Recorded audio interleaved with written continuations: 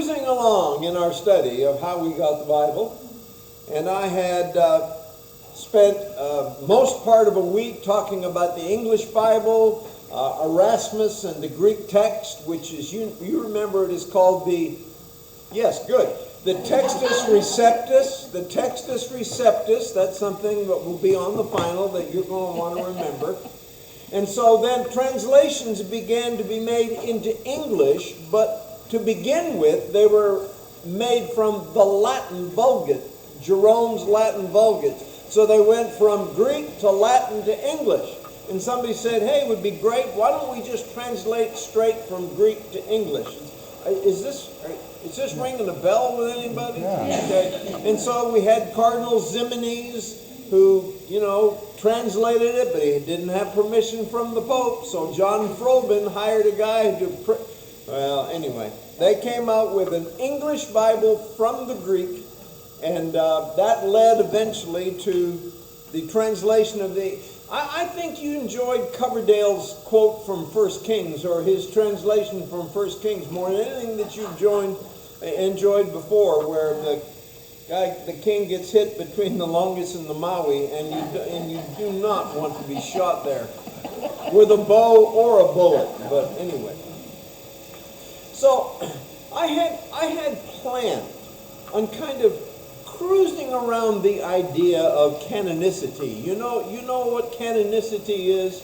It comes from the Greek word canon, which is not like C-A-N-N-O-N, the kind that blows up walls, but C-A-N-O-N. That's a Greek word. Originally translates the word reed, which used to be used for measuring or drawing lines. And so canon suggests what is acceptable in terms of New Testament scriptures. So I plan to kind of breeze on by that, and then one of our diligent students came to me and said, when are you going to discuss the canon? It's almost like you're passing it by. And I thought, oh, why you? No, I'm kidding. And I thought, he's right. I should have talked about the canon before I even got to English translations.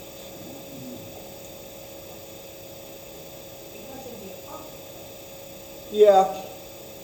Did I say? Yeah. Well, yes, but let's hang on. Let's hang on. But number one, I don't know that much about this. Paul just said to Phyllis, what's different about that? But anyway. Number two, I can't be very definitive when it comes to this. And that might frustrate you. And I don't want to do that, but I am willing to try to give you an idea of the little bit that I know about this and challenge you, if you'd like, to explore this some more.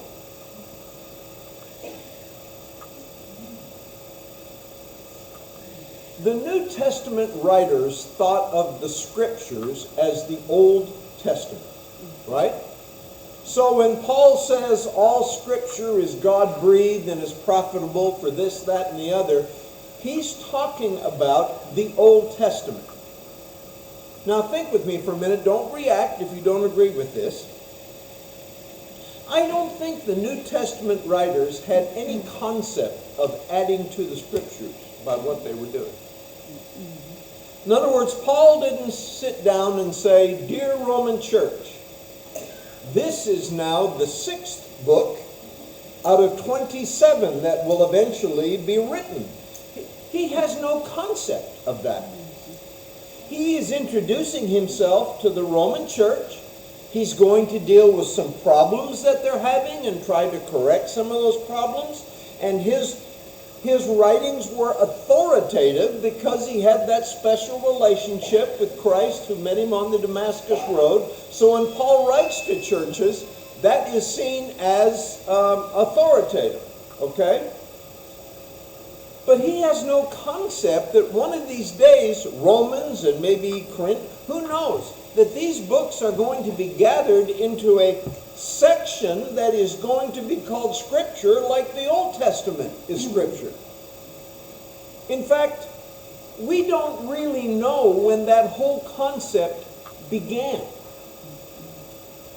I can tell you the main reason why it began if you take out the fact that maybe God was working to bring it about, which ultimately is what I believe. However, the specific reason why people got an idea of canonization of what books should be included and what books should be excluded was because of heresies that were floating around.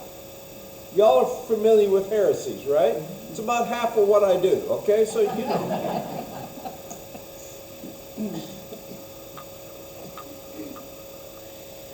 It wasn't long before there were ideas circulating in the church that were, I think it's fair to say, weird. I've mentioned a little bit, and some of you have studied the idea of the Gnostic heresies. Gnostic meaning coming from gnosis, which means knowledge. And there were some Christians who believed they had a special knowledge, which not everyone has, you know, and saw themselves as a cut above. And they had some weird ideas locked into that special knowledge that Jesus didn't really come as a person. He only seemed to be a person, things like that. And then you have a fellow by the name of Martian. Not my favorite Martian that you saw on TV, but this is M-A-R-C-I-O-N, Martian. And what upset Martian was the God of the Old Testament. He could not imagine how the Father of Jesus Christ could be the same God who acted the way he did in the Old Testament, ordering entire nations to be obliterated and so forth. So he completely rejected the whole Old Testament. And so all he is going on to start with is the ideas, not many of them written that you can get a hold of yet, but the ideas that Jesus proclaimed when he was here on this earth. And as a matter of fact, when books started to come out and be circulated, I'm talking about the Gospels, I'm talking about the letters of Paul, he would look at them, and any time there was an Old Testament quote, which Paul does all the time, he'd say, no, that's not legit. He refused to accept any quotation from the Old Testament because the Old Testament God can't be the God of the new time, okay? So you have some heresies that are floating around. And one of the things that the heresy started doing was publishing. If you've got weird ideas and want them to get out there, what do? You write them down. And they started to be circulated. And people started to look at those and go, wait, what? Is this right? Is this what we believe? And I'm talking about the church in general, as a whole. Is this really what we believe? Until somebody would say, well, no. And so they would start writing things that we do believe. Does this make sense? So besides things like the Corinthians and Romans and Galatians and Ephesians and things like that, some of the New Testament books, listen to me, some seem to be written with the idea of refuting heresies. Like 1 John, I believe, is a book that is mainly designed to refute the heresy that Jesus was not real. Okay? Who is the Antichrist? John says, but that he who denies that Jesus Christ has come in the flesh. That's what he's really writing about. He is going to refute that idea, and it takes him 5 chapters to get it done. Okay?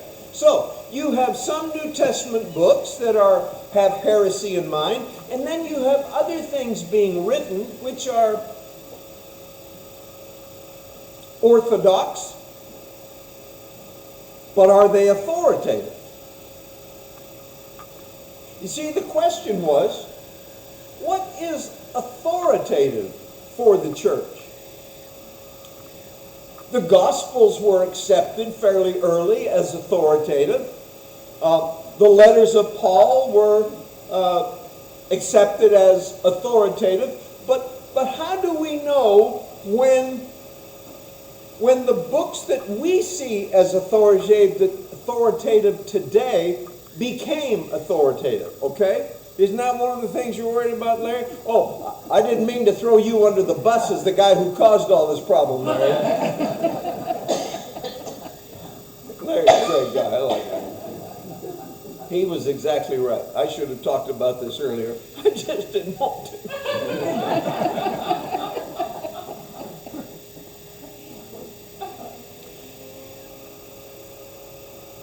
So what has been discovered over the years are not only manuscripts that contain New Testament books and things like that, but you will find manuscripts that talk about what books are part of the canon. Can I use that word? You understand what I mean now? What are considered authoritative by the church, accepted by the church, and so forth? Well, probably the earliest thing we have is something called the Muratorian canon. I made a note of that here in your notes. And it comes from, we're not sure, the 2nd to the 4th century, somewhere in there. And it's called the Muratorian canon because it was discovered by Muratori. He got his name on it, see? Hey, I found it. Called it by my name. Okay. So, that document contains a list of 24 books that are accepted for reading in the church. And these include the 4 Gospels, Acts, 13 letters of Paul, Jude, 1st and 2nd John, and it likewise includes 2 books that would never become canonical, really. And they were the Wisdom of Solomon and the Apocalypse of Peter. I'm sure you read those when you're going to bed at night, so you're very familiar with them.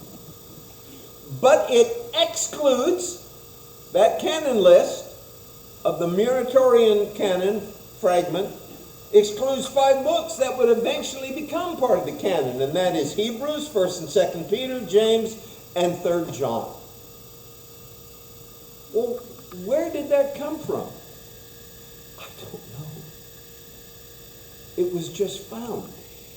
And it was found as a document that said, these are the books that are accepted in the church. And we date it somewhere in that 200-year range between 200 and 400.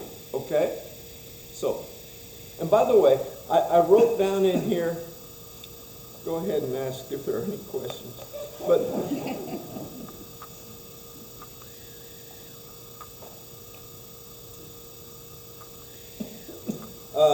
finally, the document also excludes or rejects several other books, like The Shepherd of Hermas. Try to remember that one, The Shepherd of Hermas, because we'll refer to it a couple more times. 2 letters that were falsely, apparently, attributed to Paul, one to the Laodiceans and another to the Alexandrians. But you do know that Paul wrote a letter to the Laodiceans, right? Well, Jesus wrote that letter, and it was more of a postcard. But anyway, think, God. Was it the letter to the Colossians where he said, be sure to distribute this letter to the Laodiceans, and while you're at it, get the letter from Laodicea, and you read that one? So apparently he did write a letter to the Laodiceans, but whoever was in charge of this document said, yeah, well, this isn't it. So then we come to something called the Canon of Eusebius. And that is a list of books that goes into 4 categories. Now, why is all of this going on? Why are people having to write stuff down? Because churches do this. What are we supposed to accept? What are we supposed to reject? You know how it goes. They're all wondering. And somebody is trying to, quote, take charge and say, okay, the Muratorian fragment, or canon, was one of those. Now the Canon of Eusebius. And it, 4 categories. 21 of them are in the first category that were accepted without qualifications. 4 Gospels, Paul's letters, Acts, 1 John. You notice how 2nd and 3rd John seem to be distant cousins already? I want you to notice that. And 1 Peter. What? He couldn't write 2 letters? I'm telling you what was in that particular one. Now, there were others that were listed as commonly used. But people were still arguing about whether they had any authority or not. And those books were, let's see, James, Jude, 2 Peter, 2nd and 3rd John. I don't think I put that in your notes. You don't need to remember that. But you can write it down. James, Jude, 2 Peter, 2nd and 3rd John. This document says that their authority is under dispute at this point. And then there's a third category, and these books would be considered illegitimate. Here they are. The Acts of Paul, the Shepherd of Hermas. I told you we'd talk about that again, and we're not done yet. The Apocalypse of Peter, the Epistle of Barnabas, and the Didache, D-I-D-A-C-H-E, which is a word that suggests the teachings of the 12 apostles. The teachings, Didache. Now, the fourth category are books that were considered heretical and thus rejected. Now remember, one of the main reasons why people begin to say which books are authoritative is because other books are circulating that are heretical. Okay? And those, I think I wrote a few of those down. I did. The Gospel of Peter, the Gospel of Thomas, the Gospel of Matthias, and then the Acts of Andrew, the Acts of John. Sorry, Andrew, that didn't get accepted. And other apostles. Now, so we're into the 4th century, basically. And things are still, in a very real sense, up in the air. Do you see why I didn't want to talk about this, Paul? I hate saying up in the air. I do. Okay. You're doing what? Even our very best uncial manuscripts. I know you took a deep interest in uncial manuscripts when I put them on the board. The ones I suggested to you as of most importance were Vaticanus and Sinaiticus. Both tremendously excellent copies of the Scripture. But the Vaticanus manuscript does not contain the pastoral epistles. For some reason, 1st and 2nd Timothy, Titus, and Philemon are not there. And there's no note that says, sorry, we ran out of room, we couldn't include these. They're just not there. And then Alexandrinus includes 2 books, 1st and 2nd Clement. And I know you haven't read those lately.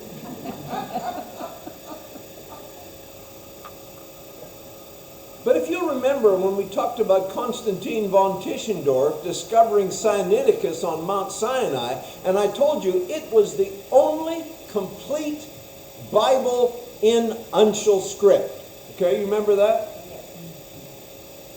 Well, it's more than just a complete Bible because it also contains the Shepherd of Hermas and the Epistle of Barnabas. And inquiring minds will go, well, why? I don't know. You know, I wish I did, but I don't. I'm just telling you, these are the best uncial manuscripts we have. One of them doesn't have the pastorals in it, and the other one has a couple of extras, as we say in Texas. Or some do, anyway. Now, in the year 367, we're talking over 300 years after Jesus has left the earth. He is a bishop of Alexandria, and he sent out a letter to as many churches as he could identify, especially at least in the big cities. And in that letter, he said several things, but one of the main things he said is this: these are the 27 accepted books. Yay! So now, once and for all, it's settled. You know that's not true. we appreciate Athanasius doing this. Well, the question should be asked, could be asked, how did they decide? What was their rationale for deciding? And I give you three things here. Authorship was closely associated with one of the apostles. Now, obviously Paul's letters. And there's Matthew, Mark. What you may or may not know is that from the beginning, Mark was always considered the penman for Peter. A very close association between Mark and Peter. So Mark's gospel is accepted because he's like that with Peter. And Luke is a close companion of Paul. Did somebody say Paul? If you didn't, you said Jim, that's okay. He traveled with the Apostle Paul. So Luke's gospel is considered authoritative because he is tight with Paul. He has apostolic association. And so these are the things they look for. First of all, somebody who is either an apostle or has a close relationship with an apostle. Number two, that the text conforms with tradition of fundamental Christian beliefs. In other words, if there's a book out there that says something wild, out it goes. You say, well, who decided what was fundamental Christian beliefs? A guy named Fred. He was a member of the Ephesian church, if I'm not mistaken. Nobody knows. But there are certain things that people came to understand over the years that were associated closely with the kind of doctrine that Jesus taught, the kind of life that he asked us to live, and those were fundamental Christian doctrines. And if something was too far removed from that, it was automatically cast out. Are you with me? Number three, a book that had widespread continuous usage, and especially by the Christian fathers. I'm talking about people like Tertullian and Origen and Clement and those guys who are writing in the 2nd and even the 3rd centuries. Which books do they rely on? Which books do they quote the most from? And not only once, but over a period of time. This book's being quoted here in 62, and this book's being quoted in 84. And so if there's a continuous usage over time and strongly used, many times used, that was one of the criteria. Now, I think that scholars kind of came up with these, I didn't, based on what makes sense. Okay? Apostolic authorship, the text conformity with tradition, and widespread and continuous usage. Now, going back to Athanasius in 367 and his letter that was sent out with the 27 books that we use today. I wrote this, I'll read it. The acceptance of Athanasius' Easter letter by most Christians should not overshadow the fact that there still does not exist a single universally agreed upon New Testament canon. We're talking about now. What? Stay with me. In fact, given the diversity of Christianity in both ancient and modern times, no canon list ever produced has been binding on all those who claim to be Christian. The modern Syrian Orthodox Church, anybody member of the Syrian Orthodox Church here? That's not Baptist, in case you're wondering. Yes, correct. And the Chaldean Syrian churches, for example, they reject 2 Peter and 2nd and 3rd John, Jude, and Revelation. Well, they're not. Yes, they are. They're a Christian denomination. The Greek Orthodox Church likewise rejects the book of Revelation. You see why I can't teach that, Patty? Because too many churches have rejected Revelation for me to spend my time teaching. That's not the reason. On the other hand, the Ethiopian Church, in addition to the commonly accepted 27 books of the New Testament, also includes the Shepherd of Hermas. I told you, remember that one. Also includes the Shepherd of Hermas, 2 letters of Clement, and a collection of church law called the Apostolic Constitutions in their canon. Now, I didn't mention Baptists or Methodists yet, did I? Well, the Methodists are going to get a mention here in just a minute. It's a book, yes. You know, I'm not being smart here. Just type Shepherd of Hermas in Google, click on it, and whoosh, there it is. And you can read it. Have I done that? No, I have not. No, I have not. But you could give us a report next week on it. If you'd like, it'd be like, hey, it would be a book report. Okay, it's a book. That'll teach you to raise your hand. Now I'm going to read this. This I got straight off the internet, but I've decided to read it to you. The Roman Catholic, the Eastern Orthodox, and the Oriental Orthodox churches include some or all of the same texts within the body of their version of the Old Testament, terming them deuterocanonical books. Secondary canonical books. How can something be... I don't know. But they're not on the same level as the 27, but they have importance, and so they're deuterocanonical. The traditional 80-book Protestant Bibles include 14 books in an intertestamental section between the Old Testament and the New Testament called the Apocrypha. Have you heard of the Apocrypha? Okay. Deeming these useful for instruction, but non-canonical. Yes. And to this date, the Apocrypha are included in the lectionaries. Do you remember what lectionary is? That's a list of selected scriptures to be read in church. What are we reading out of the lectionary today? Well, this section, okay. Well, in the Anglican and the Lutheran churches, part of their I stopped reading. I thought I could summarize, and that was stupid. To this date, the Apocrypha are included in the lectionaries of Anglican and Lutheran churches. Anabaptists use the Luther Bible, which contains the Apocrypha, as an intertestamental group of books. Amish wedding ceremonies, been to one of those lately?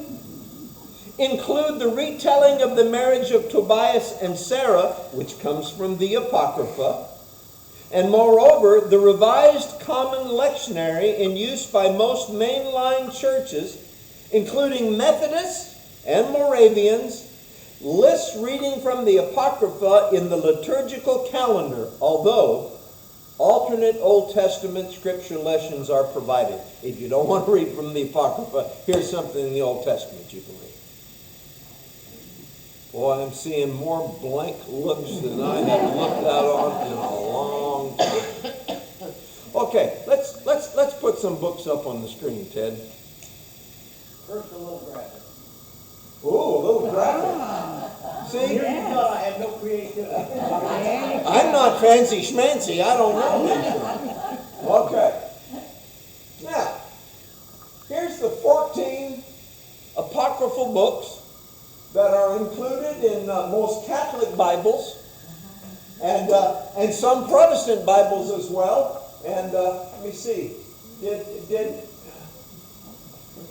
the Shepherd of Hermas make it? Oh, no! But Bell and the Dragon did.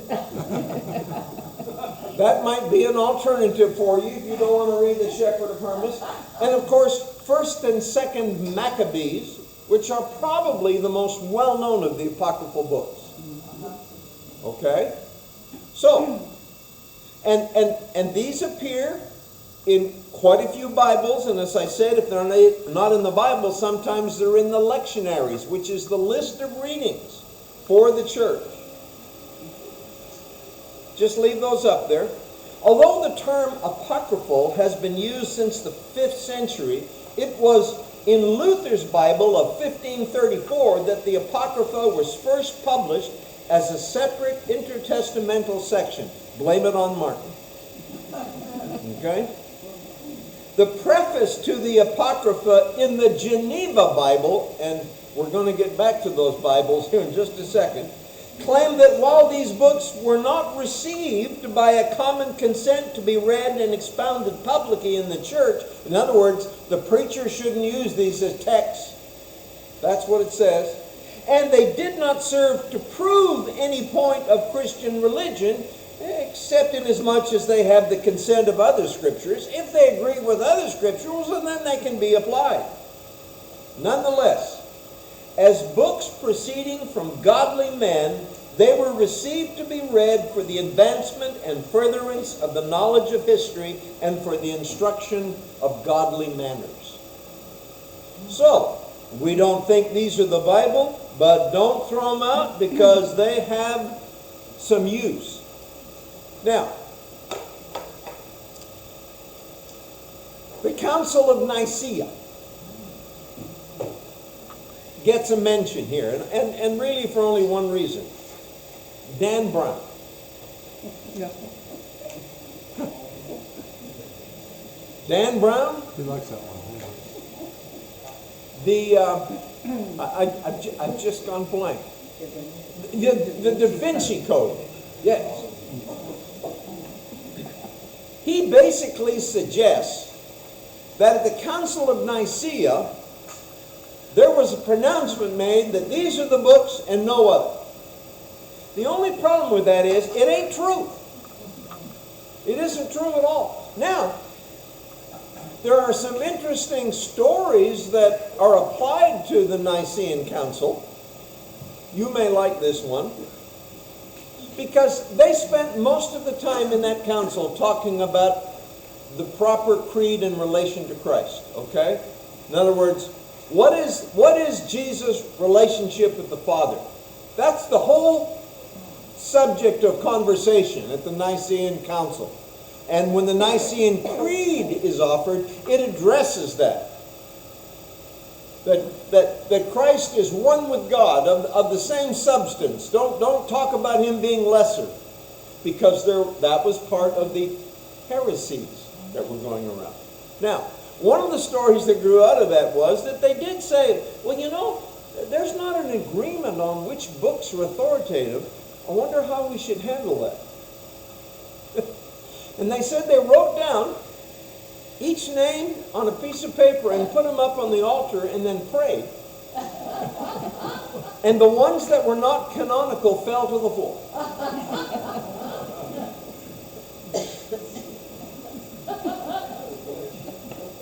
You know, I'm not saying that couldn't happen,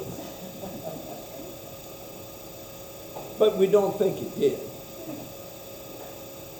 Well, then how did they decide? And that's the part I told you, Paul, I don't like.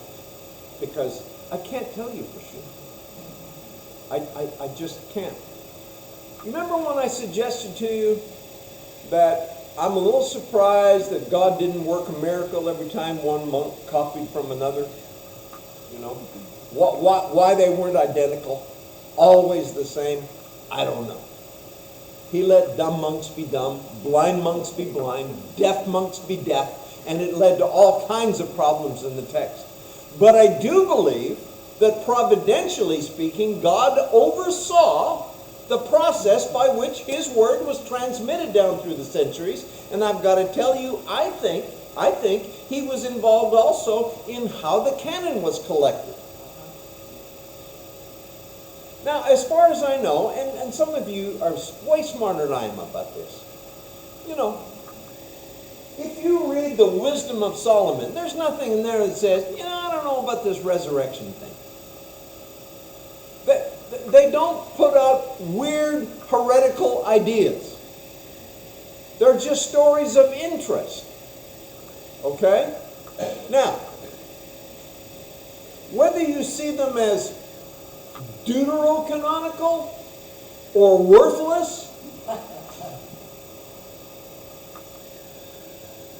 I wouldn't make a big stink about it. You are not on concrete here. You are on shifting sands, because you can't say, well, this is how it happened. Because even guys who are really smart and study this a lot don't know for sure how this all came together. And the fact that I've never read The Shepherd of Hermas might suggest to you that I don't put a lot of stock in them. Are you looking up The Shepherd of Hermas? I already did. And you say it's a lot more interesting than what I'm doing up here? Okay. Okay, I understand that. Well, good. Well, good. And look, you've got a list. First and Second Esdras, you'd want to read that. And Judith? Oh, yeah. There's Ruth, there's Judith. And Esther, thank you. Do you see what's here, Paula? Can you read that? Questions? Because I promised I would ask. See, two possibilities. One is I've explained it so clearly that nobody could possibly have a question. Or the other side is they have no clue what I've been talking about, so how do you ask a question about that? But if I can just summarize very quickly, because this is what I at least want you to remember. The New Testament writers didn't see themselves as writing Scripture. It is only when heresies began that the heretical teaching was compared and contrasted with the truth of the apostolic writings to determine whether or not it was acceptable. And so as that became more and more important, then we've got to bring those Christian writings together that have to do with apostleship, that is connected with apostleship, that is correct in its doctrine, and it's quoted over and over again. Let's bring that together, and we'll use that to refute the heresies that are going around. And then they said, well, maybe we need to decide once for all what's in and what's out. And I wish I could have said, you know, God said, hey, listen up. These 27, write it down and shut up. But that's not how it happened. The church, forgive me if this is wrong, floundered a little bit here. Sometimes making strides forward, sometimes going, you know, well, here's an idea. Well, yeah, but here's another idea.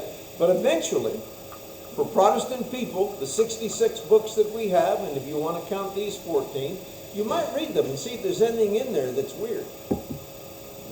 I know there are 14 books. We have over 14 students. If you'd like to raise your hand and take one.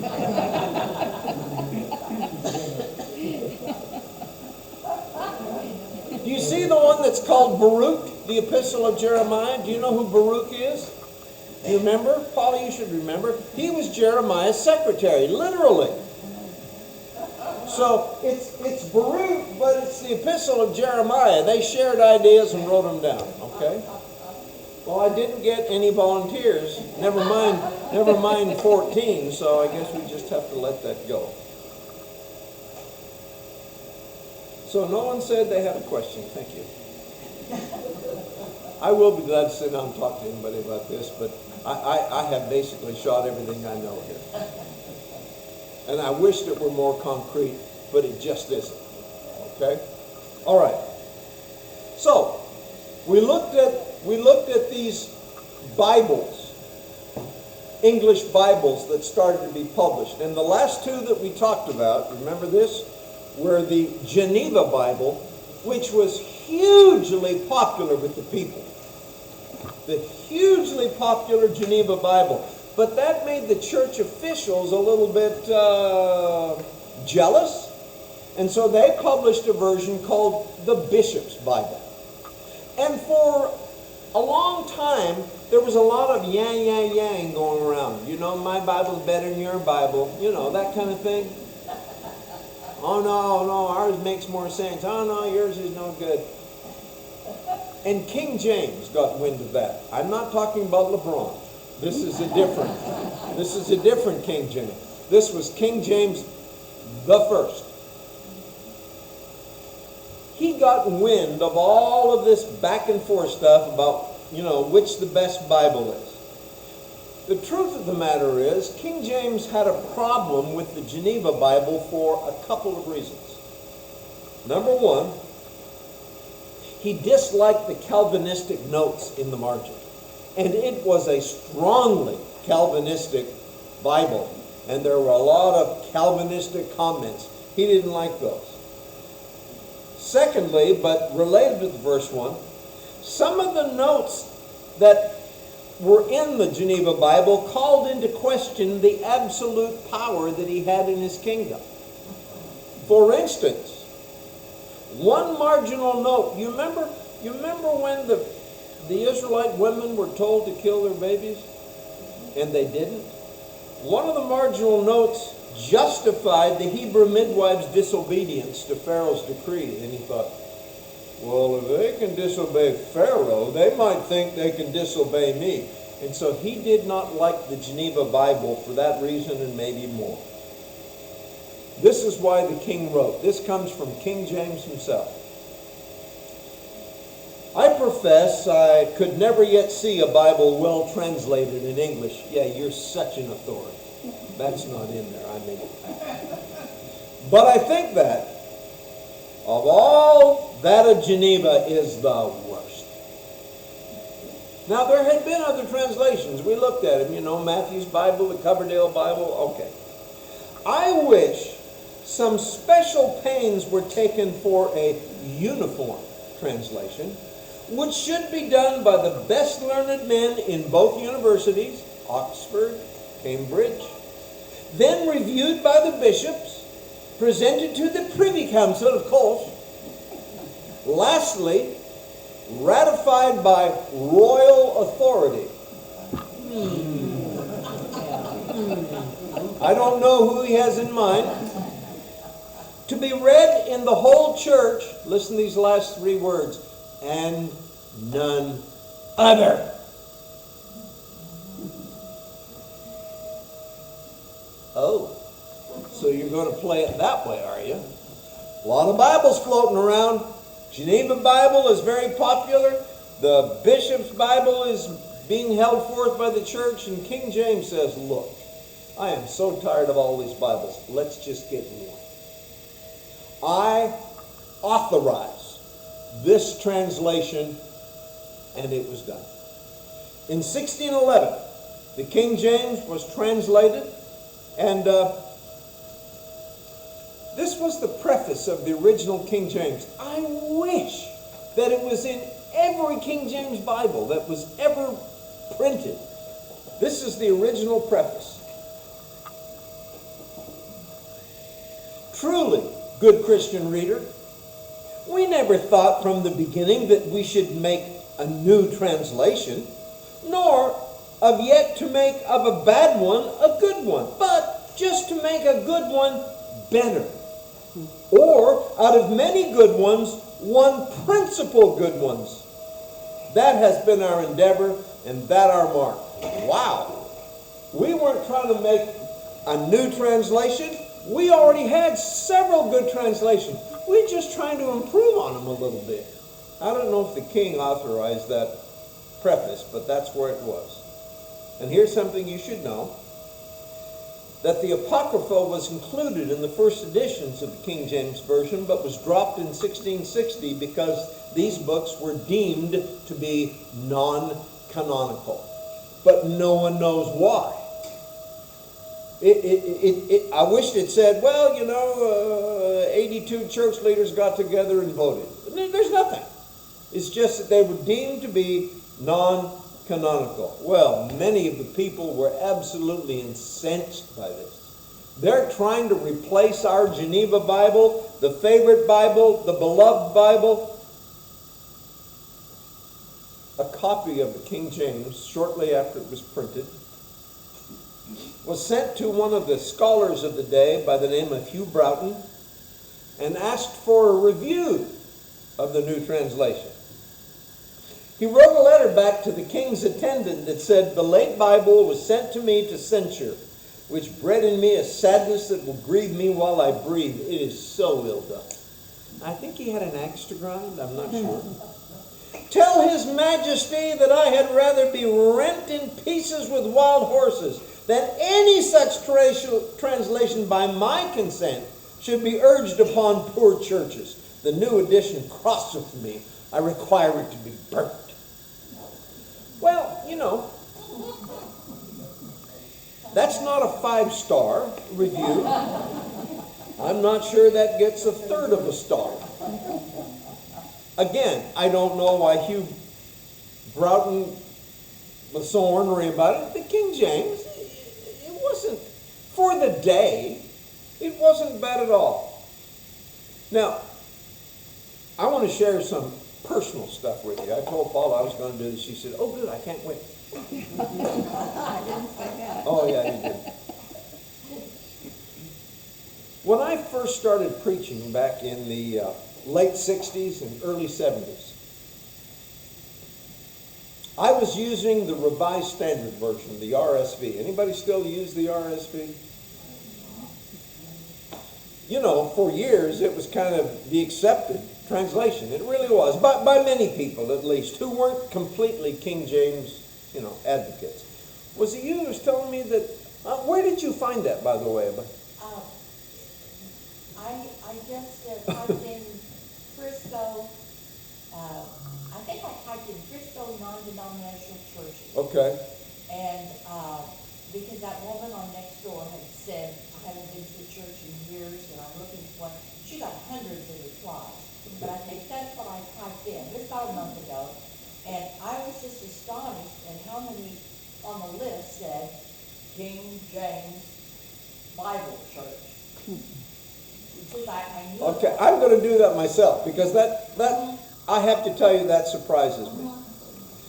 Anyway, I'm using the RSV, and many of you know this, but Larry didn't. I'm from a Church of Christ background. Okay, I got my degrees from Abilene Christian University. That's where I got a bachelor's degree and a Master of Divinity degree, and I started in Church of Christ. And I went from the culture of the Master of Divinity at Abilene Christian to a little East Texas town about 10 miles from the border. No, it's further than that, but the church I'm going to talk about isn't. Anyway,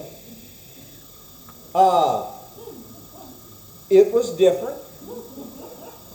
I felt like I was mentally prepared that it was going to be different. But I got most of the criticism that I received for the fact that I did not use the authorized version. It was authorized. Why wouldn't I accept the authority of the authorized? And I said, well, what is wrong with my RSV? Well, I'll tell you what's wrong with your RSV. Well, for one thing, thee and thou have been removed, and therefore you are taking away respect from God. I said, well, you know they called everybody thee and thou back then, Even Jesus calls the devil thee. I mean, that can't be a term of respect, right? Did that win the day? No. No. But when you take thee and thou out of the Bible, then you are losing respect for God. One of the things I was told. And in John 3:16, perhaps the most well-known verse in all of the Bible, only begotten Son has been changed to only Son. And let me tell you what that means, young man. It means they are questioning the virgin birth and the deity of Jesus. I said, well, maybe we need to do a study of monogenes. And they said, mono what? I said, monogenes, the word that is either translated only or only begotten. Let's see how that's used. No, I didn't say that, but I tried so hard to explain why really. And then they said, important parts of the Bible were left out of the RSV. Well, you know, important parts like John 7:53 to 8:11, the adulterous woman pericope, the eunuch's confession in Acts 8, and 1 John 5:7 about the three witnesses. And I've decided, I don't have a year on this article, but it's probably from early 70s. Now remember, you may not know this, but there are some people in the Church of Christ who are pretty conservative.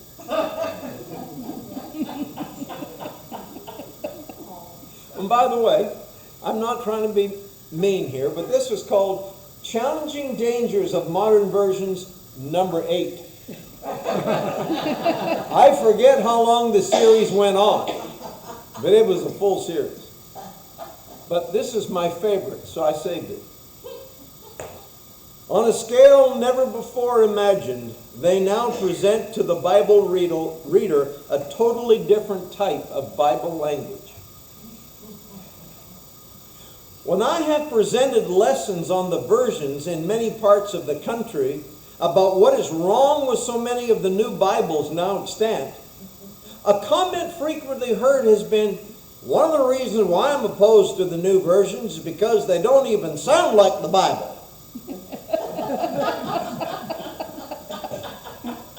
There's more. Reader friends, he's addressing us now. There is an obviously good reason why this statement can be made, and perhaps you have made it from time to time yourself. If you have, I want to suggest that there's an excellent reason and a very valid foundation for your having made that statement. These new perverted versions are not the Bible. That's why they don't sound like the Bible. When a book is not the Bible, it will pretty well be impossible for it to possess the well-known and deeply appreciated tones and tenor of real biblical phraseology. And that's the stuff that my parishioners are reading. I have one special story. What time is it? Oh, gosh. Ted is so good to make all of these images for me, and then I get bogged down and stuff. But here's something I should tell you. I had actually planned on next week being our last week, even though it was week 9, and now it probably won't. Because I have to tell you the story. Some of you will love this. I was in grad school. My first wife came from a small town in East Texas, about 10 miles from the Louisiana border. And we were going to her place for that weekend, and her father lined me up to preach in a little country church. I'm talking little country church. There was probably 30 people there.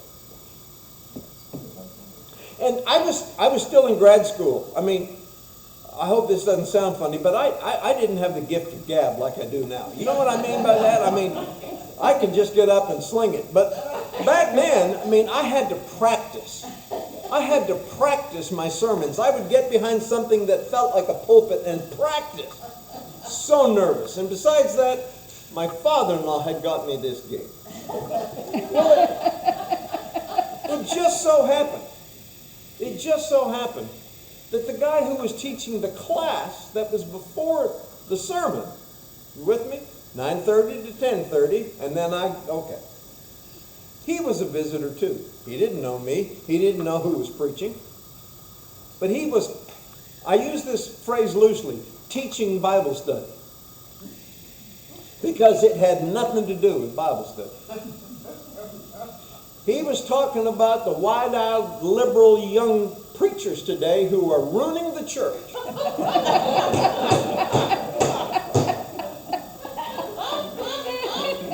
Wait a minute, it gets better. He said there are 2 ways to know who the wild-eyed liberals who are ruining the church. Number 1 They use new versions. But you're going to like the second one better. They wear wide ties. I'm not making this up. Well, my wife kind of elbows me, and I look down, and I've got a tie that's about yay wide. Of course, his was a little black one, straight up and down. But that was the 2 marks. So the Bible class is over, and it's time for me to preach. Did you take your tie off? And because because I'm like this, I can't help myself. I got up and I kind of adjusted my notes in my Bible, and then I went.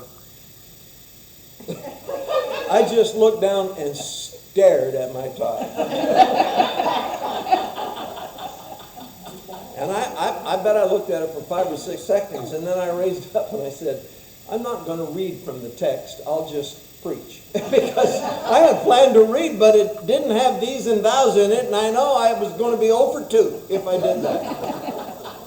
So that was the kind of thing that I dealt with when I first started preaching. If you were pushing the envelope, you might have the American Standard Version. You remember the American Standard Version? It was the one that it was kind of like the King James, only a little bit different. Now,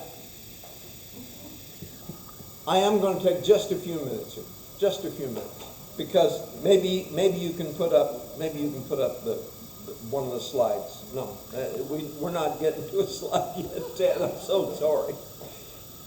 We're almost done. I want you to know that I think several positive things can be said about the authorized version. Number one, the marginal notes that were so popular in the Geneva Bible were omitted from the King James. This is just the text, just God's revelation, no comments on the side. Number two, scholarship had improved a great deal in 75 years since Tyndall. You remember Tyndall? The guy who was responsible for the first English translation. 75 years of scholarship. They made a difference. King James, he actually hired the best scholars that he could find to do this. About 50 of them. And that's the third thing that I would say. It was done by a group of scholars, not just 2 or 3 guys, a large group of scholars. And the singular and plural were differentiated, which is a problem even in modern English. And I gave you an example, I think, of Luke 22:31, and I know you looked that up. Okay. Paula, did you look that one up? No. If you're wondering why Paula has a big bandage on her head, I had to get tough. Paula was getting out of hand. She had Moe's surgery, and praise the Lord, it went well. So thank you. Okay. The King James Version says, Simon, this is after Simon makes his grandstand boy. Anybody else going to, go? And I'd never leave you. Simon, behold, Satan hath desired to have you, that he may sift you as wheat. But I have prayed for thee. Now listen, did you hear that? Simon, behold, Satan hath desired to have you, but I have prayed for thee. Did you hear the difference? What does the you mean? It's plural. It's plural. When Jesus, you'd think he was talking to Simon. Simon, Satan has asked to have you. And he's talking about the whole apostolic group that was gathered there that night. Okay? Now, I looked in my NIV, and sure enough, it said Satan has asked to have you. I looked in Paula's, which is a later edition, and it says Satan has asked to have all of you. You see, we don't have that problem in Texas. Satan has asked to have y'all. I mean, easy peasy, right? He's asked to have y'all. Although maybe that could be singular sometime. I don't know. Or people from the Northeast. He wants to have you guys. You know, but it's plural. And if you read in my Bible, Acts 22:31, Satan has asked to have you. And there's the, if you get a magnifying glass, there's a little letter beside the you. And if you run down at the bottom, it says the you is plural. But you wouldn't see that. You would just read right over that, not pay any attention to it, and not know that Jesus is warning the whole group. But who needs the prayers? Simon. Satan has asked to sift you, but I have prayed for thee, singular. And in the King James, that's one of the good things about it. Thee is singular, you is plural. And we have that problem in the English language even today, unless all of you, like your NIV says, Paula. That's why I looked in your Bible in case you were wondering. Okay, I will finish with this because this will be fun. No, we're gonna have that other thing too. Yeah. See, I let you go early sometimes, so not tonight. Okay. So the King James, because it was authorized, started being circulated throughout the land. And they had to do reprint after reprint after reprint. And some of the reprints were pretty funny. One version, one edition, is just a printing. Now remember, they have to take the type down and then put it back, right? Okay. One's called the Party Bible. It's a 1716 version that Jesus says in John 5:14, the guy that he healed by the pool, he told him to sin no more. Well, this version said sin on more. Okay.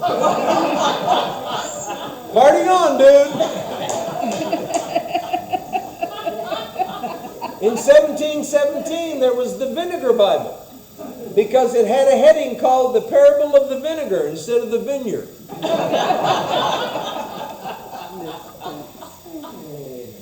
The Murderer's Bible, 1795, has Jesus saying in Mark 7:27, instead of let the children be filled, first be filled, let the children first be killed. The Fashion Bible, Fashion, 1694, has Paul saying that instead of women should adorn themselves with modest apparel, women should adorn themselves with modern apparel. The Fashion Bible. 3 more, maybe just 2. The Unrighteous Bible. 1653 version has changed Paul's words from the unrighteous will not inherit the kingdom of God to the unrighteous will inherit the kingdom of God. Yes! And finally, the Wicked Bible. It is the most notorious of them all. It was 1631. The 7th commandment was, thou shalt commit adultery.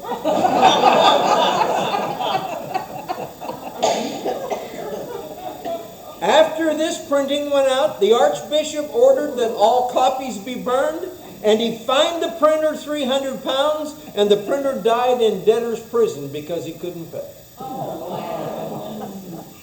You can't just put thou shalt commit adultery and get away with it. Now, people wonder, how can that happen? How can they have misprints like that? Ted, would you be so kind? We're going to do 2 more slides, okay? Sure. All right. Let's go to this one. This is in Webster's New International Dictionary of the English Language. The word is dord, okay? It is a noun that's used in physics and chemistry and means density. You're familiar with dord, aren't you? It's one of my favorite words. I'm feeling kind of dored tonight. That's a typo. Ted, show them what the original reading was. D or D. Small d or capital D. Physics and chemistry, density. Somebody missed it and put door. Punctuation. And believe it or not, That escaped the attention of editors for more than a decade, in which the volume was reprinted several times, and every time it went out with Dord. So, it's not just something that happens back in the 17th century. It happens still today, and that's where I'll quit. And I'm going to talk to you about the problems that I have with King James, and then the American Standard, and then we'll see how many other versions we can get to next week. So will we have 2 more weeks or 1? It's kind of like the canon. I just really can't say right now, Paul, how many we're going to have. I'm going to guess now, because I spend so much time on this, we'll have 2. Larry, did that answer any questions whatsoever? Okay. Right. Okay. Well done, John. Thank you, Paula. That's my wife. Even when I beat her in the head till she needs a Band-Aid, she still loves me. All right. The lady whose funeral I did yesterday